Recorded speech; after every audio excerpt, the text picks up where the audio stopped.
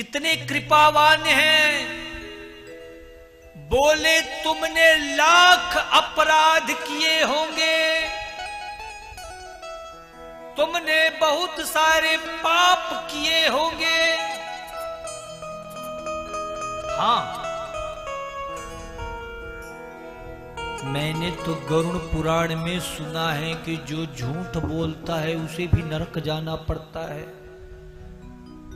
लेकिन यहां तो महाराज हम तो दिन भर महाराज झूठ बोलते रहते हैं। क्या करें? अरे नाना भैया कथा में नहीं जाएंगे, पकड़ लेगा वो। अच्छा अच्छा, यही है ना जो सुबह झूठी मेरी कसम खाया, पकड़ो इसको। क्या मुंह दिखाए, कैंसिल। लेकिन भगवान कहते हैं तुमने लाख अपराध किए होंगे, बहुत सारे पाप किए होंगे, कोई बात नहीं, एक बार तुम मेरी शरण में आ जाओ, मैं तुम्हारे सारे अपराधों को क्षमा कर दूंगा, भूल जाऊंगा। इससे बड़ी और क्या बात हो सकती है? क्यों? क्योंकि भगवान कृपालु है। अगर भगवान हमारे पापों को देखने लग जाए ना महाराज, तो सच कहता हूं 100 जन्म भी ले लोगे तो भी भगवान नहीं मिल पाएंगे। लेकिन भगवान जीव के अवगुण को नहीं देखते हैं, भगवान ते भक्त के गुणों को देखते हैं। न जाने कौन से गुण पर दया निधि रीझ जाते हैं, हैं? हम में क्या खासियत है? दिन भर झूठ बोलते हैं, दिन भर महाराज नंबर 2 का काम करते हैं, मिलावटी सामान बेचते हैं। महाराज जो भी है सब अपराध किया, लेकिन जब भगवान के पास गए निश्चल मन से कह दिया, तेरा तुझको अर्पण क्या लागे मेरा। सब आपका। अच्छा, मारवाड़ियों में एक विशेषता होती है महाराज, स्पेशली अग्रवालों में, आप लोग ज्यादातर इसी समाज से इसलिए कह रहा हूं। महाराज उनसे कहो क्यों मैया चित्रकूट चले? अरे बाबा क्या बताए, मन तो बड़ा है, लेकिन घर से महाराज छुट्टी ना मिले।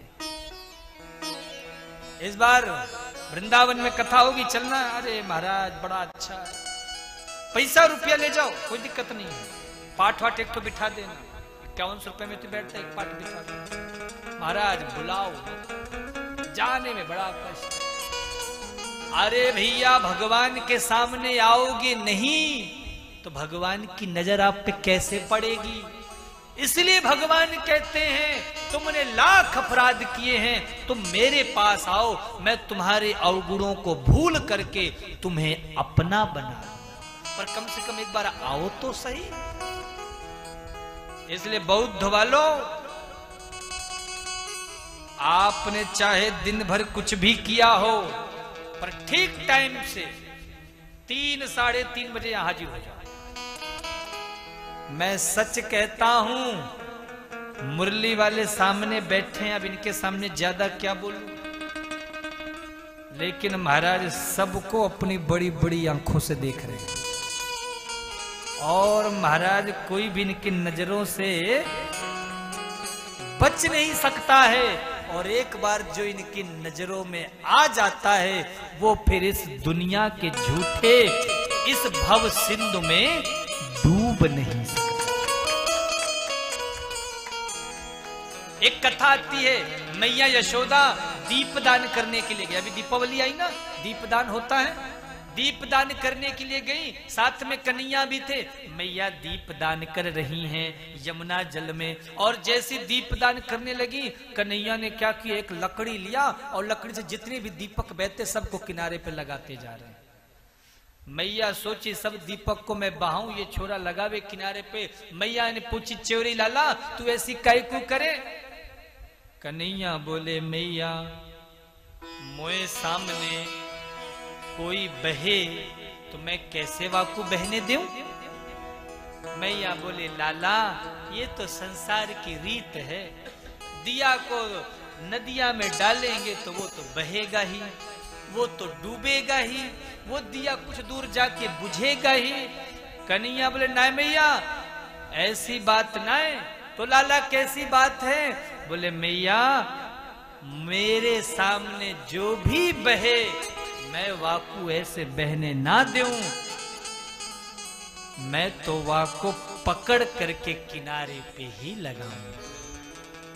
मैया तो यह बात को ना समझ सकी, लेकिन सुखदेव जी ने कहा परीक्षित ये भगवान का स्वभाव है कि जो भी उनके सामने एक बार आ जाता है, उनकी नजरों में आ जाता है, वह फिर महाराज इस संसार सागर में फिर भटक नहीं सकता है, फिर बहक नहीं सकता है, फिर महाराज बह नहीं सकता है, फिर वो डूब नहीं सकता है, फिर वो महाराज इस संसार सागर से अपने आप पार हो जाता है।